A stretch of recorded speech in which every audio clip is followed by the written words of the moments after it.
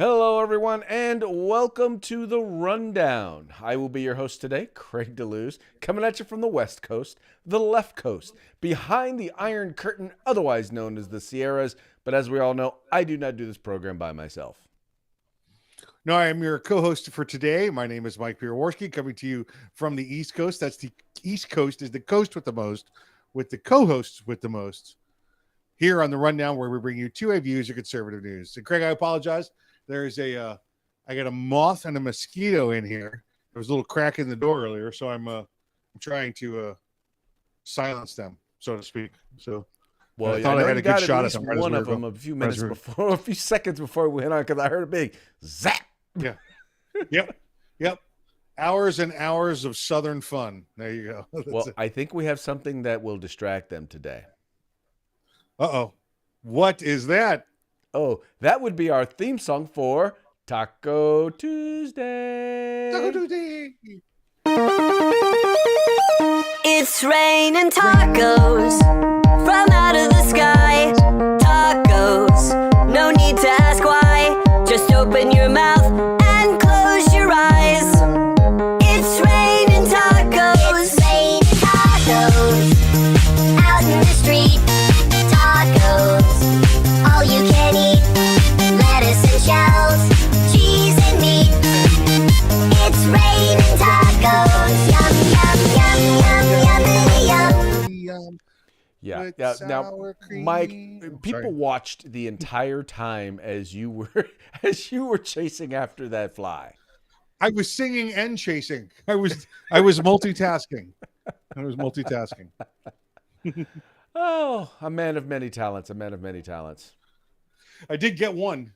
Now I've got the moth thing left. Moth Okay. thing. As I look closer at it. Well, I'm pretty sure it will land right on your nose, right as we're in the middle of the program. Oh, it will. It will. It will. Hey, do you know how to tell when a moth has gas? No. It flies in a straight line.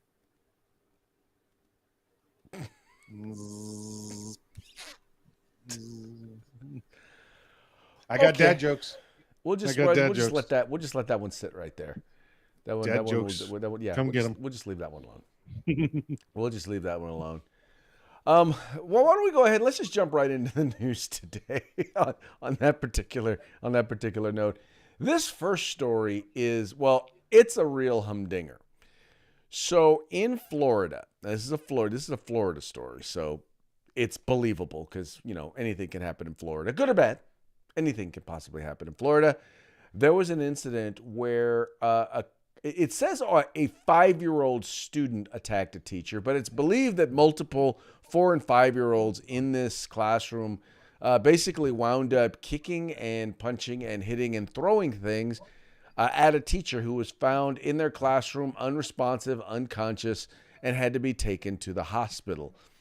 Now, I don't even know what to say about this. I don't know that this speaks anything to our particular society, but Mike, I'll let you take first crack at this one.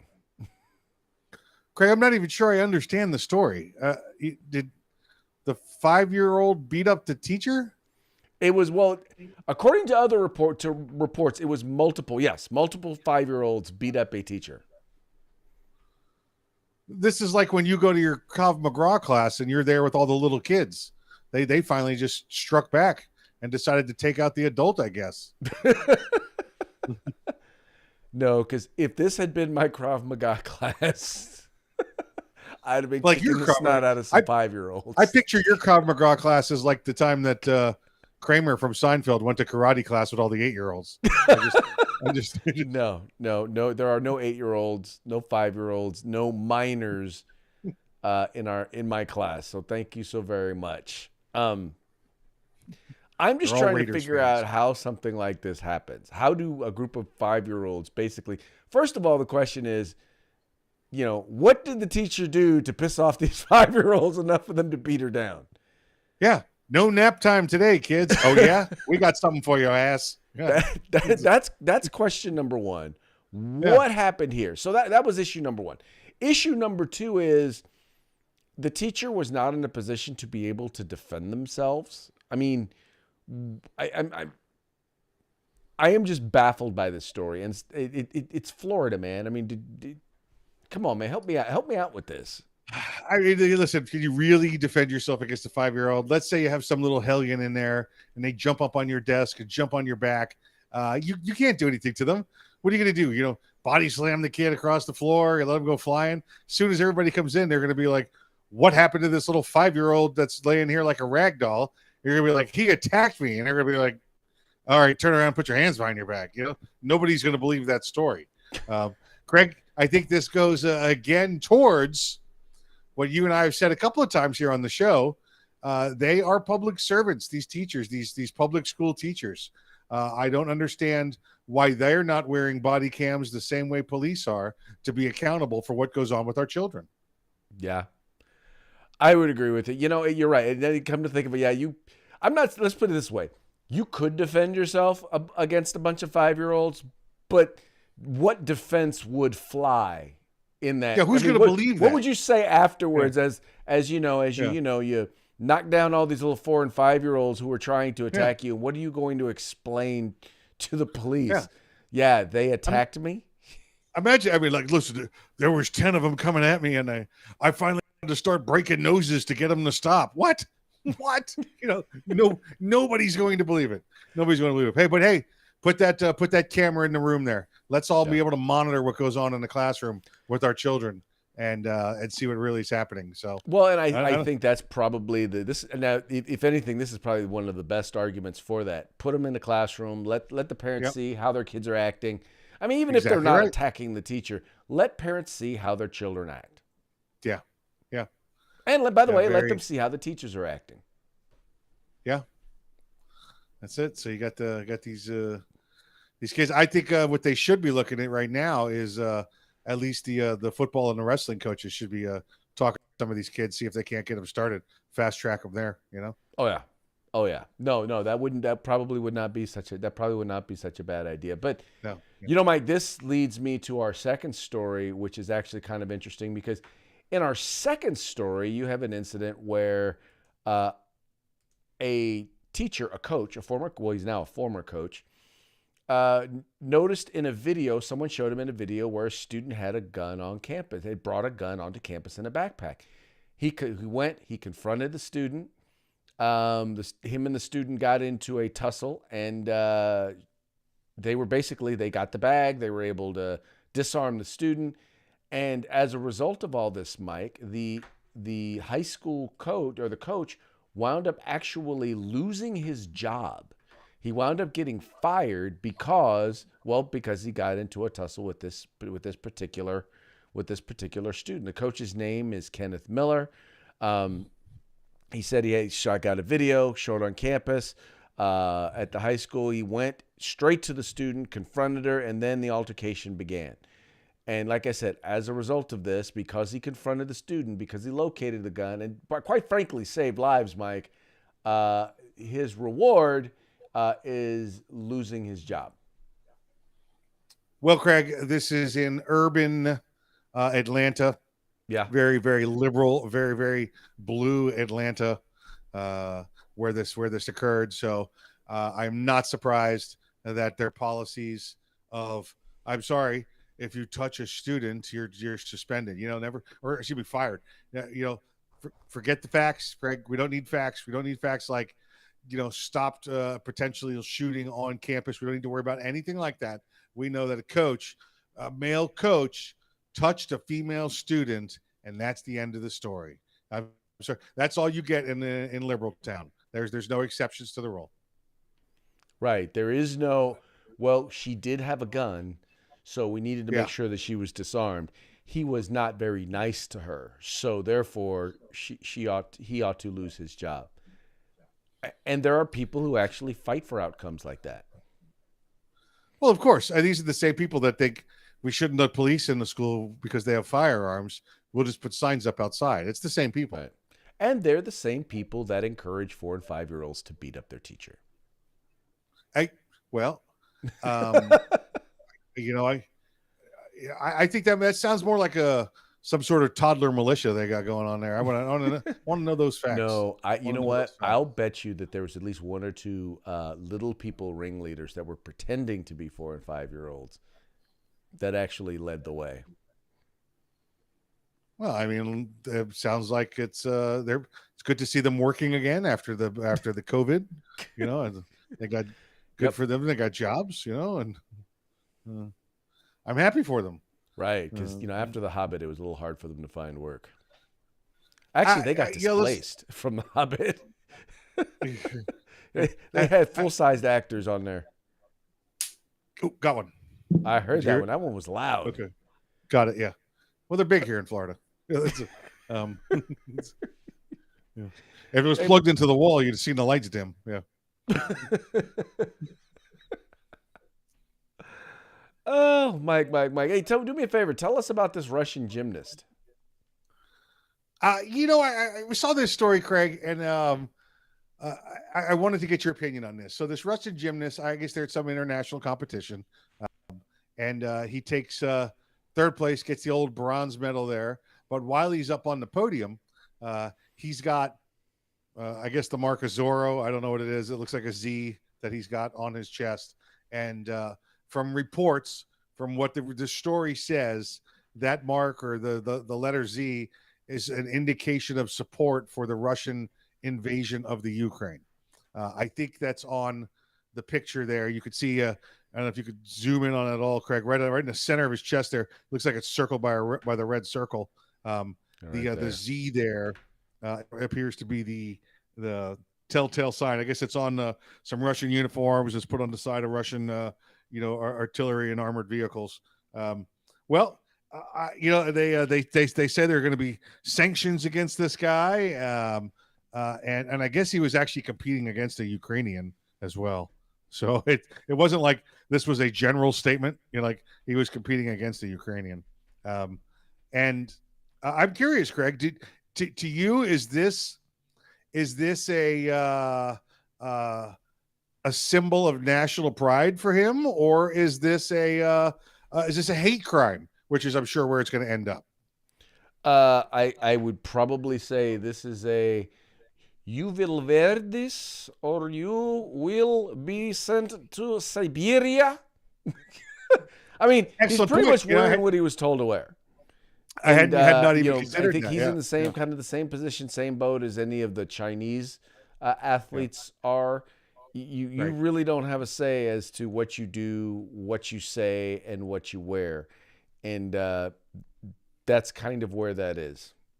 Or at least that's what I believe this is. Yeah, I hadn't even considered that. I was thinking that this might have been an individual act by this kid, to whether he supports the. Listen, his father might be in the Russian army for all we know. I have no idea. That could be that, and that's where I was going with this. That could be his symbol of, he supports the soldiers, he supports the military. He wants to see everybody come home safely. It may mean he wants to see all Ukrainians dead. I have no idea. I'm not the guy in there, but we do know that it's reported that this symbol's tied to the Russian military and their invasion of the Ukraine. So I was curious what your take was on it. And the other thing, Mike, is I hadn't even considered that he was ordered to wear it.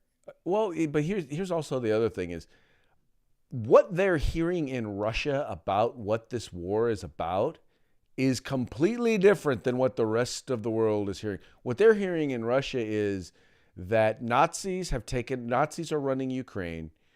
And they are going there into Ukraine to liberate the people from the Nazis. Yeah, so the Soviet Russians. I'm Soviets, sorry. Yeah. They've come to help their brothers. Right. The Soviets, their Ukrainian brothers. Yeah. And that's what they believe. That's what they're being told. Yeah. And so, depending on how much they listen to Russian media. They have really they could possibly have no idea what is going on. I mean, there are reports, literally, there was listening to one news report where a guy he was used to talk to his father. His father lived in Russia. He lived in Ukraine. He hadn't heard from his father since before all this started, and he called his father, and his father was telling his father what was going on, and he's like, no, that's not what's going on. And he's telling him, look, you guys have this Russian president. This Nazi president that you have elected, and he is taking over the country. And we're there to liberate you. Our troops are there to help liberate you. So Yeah. you ought to stop whining and be happy that we're there to liberate you. And he's like, no, actually, that's not what's going on. Yeah. But that's, they are in full propaganda disinformation mode amongst their own people. So who knows? You could be very well right. He could be wearing this as a matter of pride, thinking, our troops are there liberating the Ukrainians from the Nazis. Yeah. Yeah. Yeah, exactly right. Isn't it amazing, right? To control the media, control the message, control the masses. That's all it takes. Well, it's funny that I'm getting off topic. And that reminds me that there's a guy I know who's a friend of mine. He's a left-wing liberal who's trying to insist to me how great the U.S. economy is, and I'm like, okay, yeah, unemployment is low because people are finally able to go back to jobs that they had before, but when you try to tell me that the Big Mac meal that was $7 or $8 before it's now $12, and you're trying to tell me that that's a good thing? Yep. No, I'm not gonna believe you. When you're gonna tell me that it's going to cost me $50 to fill up a Prius? Yeah. Oh, I know. I filled up the truck today. It stopped at $100. The pump stopped at $100. Wow. Well, it's funny because when you told me that, the first thing I was thinking is, oh yeah, that's already been in California. But so I guess we've been desensitized from that kind of economic violence. Yeah. You have. Yep. But yeah, you guys and you have the media. You have people in the media talking about how inflation is good. Yeah, people are idiots too. Right. we got a ton of them out there. And people are buying into some of this stupidity and madness, and they're trying to tell us, everything is fine, the economy is great. I'm like, no. Yeah. I'll tell you who the economy is good for. If you have money invested in the large corporations that actually were able to grow during COVID because they shuttered all of the local small businesses. Those are the people who are doing well. Those in the investment class who were able to put money into companies that were able to expand during COVID, like Pfizer and those other companies. They're the ones that actually prospered, not the average everyday worker. I saw a picture today that said things are not more expensive now. It's just your dollar's worth less.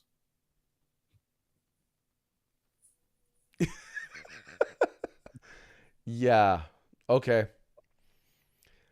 As a graduation requirement, you're supposed to at least take some economics, and clearly many people should never have graduated from high school.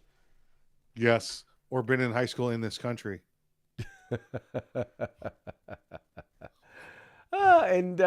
Okay. So here's one that you'll love. That there are tons of protests going on and taking place. Kind of like our friends up in the north. You know who I'm talking about, right? No. Pan for pig pen, for sure. By golly, it's clear to Taco Town. Yeah, we definitely got us the front door, good buddy. Mercy sakes alive, looks like we got us a convoy. That's right. I'm talking about the Canadians who are protesting mask mandates and vaccination mandates in Canada. Well, we have our own protests going on here in the United States, and they are fighting against, how do I want to put this? They're fighting not against mask mandates. They're actually protesting for mask mandates. Okay, here we go. Mask for loved ones, mask for friends. It's not about you, also not hard to do. Just because we're tired doesn't mean it's over. Mandate masks, that's our ask. Masks for seniors, masks for kids. It's not about you, also not like the flu. Just because we're tired doesn't mean it's over. Mandate masks, that's our ask. Yes, they are protesting for mask mandates. I didn't realize there was a homeschool mom convention going on at the time. Oh, no. Those are not homeschool moms. Those are homeschool moms. Huh? Those are people sitting at home with way too much time on their hands, coming up with ways to let the rest of the world know that they're smarter than us because they're homeschooled and they homeschooled their children. No, And because that's what they look like. All the homeschool moms I know are all anti-mask. They're all anti-mask mandates. So I'm not. Maybe buying that. in your I'm not part buying of the that one. world, but the homeschoolers on this side of the country are the well, they're just they're not the normal ones. It's just yeah. Well, these folks are getting ridiculed by the right, and they should be. Here's Ann Coulter, who basically put out a tweet talking about defund the schools, and well, as you can see, that's probably a good reason why. Here's some guy who's running for Stefano Forte for state senate. You can just keep it on, right? That was the interesting part for me. Is I'm thinking you can keep your mask off. You don't have to. I mean, you're on. You don't have to take it off. And once again, some people who lose their minds over Ron DeSantis today, because the fact is, not wearing a mask or wearing a mask is synonymous with whether or not you support Donald Trump or whether or not you are a Republican. If you're not wearing a mask, then you are a right-wing extremist, right-wing MAGA extremist who hates people of color and women and gays. If you do wear a mask, well, then you love people of color. You love gay people. You are a spotted owl, tongue-kissing, tree-hugging druid leftist. Damn hippie tree huggers. What? Damn hippie tree huggers. Damn hippie tree huggers. I remember an old meme, Craig. I'm sorry, I'm going to go there, but it was there were some conservatives, and I think there were some police, and they were walking around, and they were trying to find like old hippie liberals, right? Right. They'd done something, and they couldn't find them, and so they brought out the call, right? And they grab the microphone and they go, "No nukes, no nukes." And then you see 3 or 4 of them pop up out of the woods. "No nukes, man, no nukes." and then they had them. So no nukes, no nukes, no nukes, no nukes, no nukes. Good times. Yeah. Well, you know what? Although I think those are actually probably the foreign policy advisors for President Biden, because he's come out with a foolproof plan in order to help the Ukrainians defeat the Russians, right? Yes, I did see this. Best way for Ukrainians to protect themselves from a Russian invasion is to get vaccinated. Okay, now yes. before we get fact checked, also. we know he did not say that. It's called a meme. It's funny. Haha. It's a good one. It's definitely a good one, and Joe Biden is not. So if he got, then that's good for him. So learn a bit of stupidity there. Oh, and then sometimes I gotta wonder for this next parting shot. I have to wonder this just seems so her. Because she says stupid stuff like this, right? This totally is like her. Meme of the day. So what if I don't know what Armageddon means? It's not like it's the end of the world. Mike? I'm telling you, 7 years ago, I think it was 8 years ago, she was our bartender when we were up in Boston for about a week. I know I could take you to the place where she was the bartender. Now, I'll be the first one to say, I am not going to sit here and tell you that if you are a bartender, you can never be good or smart or at anything else. I'm just saying that she has not evidenced that is that is not true. Yeah. No. She's got you're exactly right. Yeah. I'm sure there are plenty of really smart bartenders out there who will do big things in the future. Yes. She's not proof of that. No, she's She too is busy not working on evidence of the. it. She's working on the methane train to get to Hawaii. The methane train to get to Hawaii. You're gonna have to Oh yeah, explain that she's. one to me, bruh. Well, remember her green policy was Ah, we got there was too much methane. Cows were making too much methane, so we had to get rid of the cows. We also had to get rid of airplanes because they were hurting the ozone layer. So we'd have to use a train to get to Hawaii from now on. oh wow, yeah, okay. Methane train Yeah, to Hawaii. that's it. Oh, sweet Jesus, lady, there's something wrong with you. There's something wrong with you. All right, well, hey, Mike, I guess we're at the end of the program now. This is a relatively short Just one like today, that. but hey, There we go. but with There we that, go. why don't you go ahead and give a shout out to our sponsors? Let's say hello to our good friends over at Gorilla Machining and Grid Defense. I was actually at both locations today, talking to the guys, showing them how to watch us on the op lens, and they were loving it. They're like, "We're on TV, man!" And, Yee uh, doggy. and yeah, it's listen. Everybody down here is a runaway from justice. I don't understand. We going to Mexico, woohoo! You know.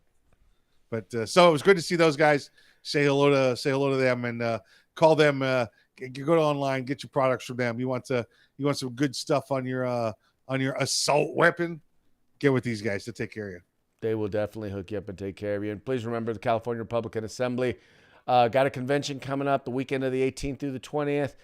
They're going to have John Eastman. They're going to have Larry Elder there. Bunch of good folks. Believe it or not, yes, there are conservatives. There are members of the vast right-wing conspiracy in the state of California. Come hang out, Knott's Berry Farm.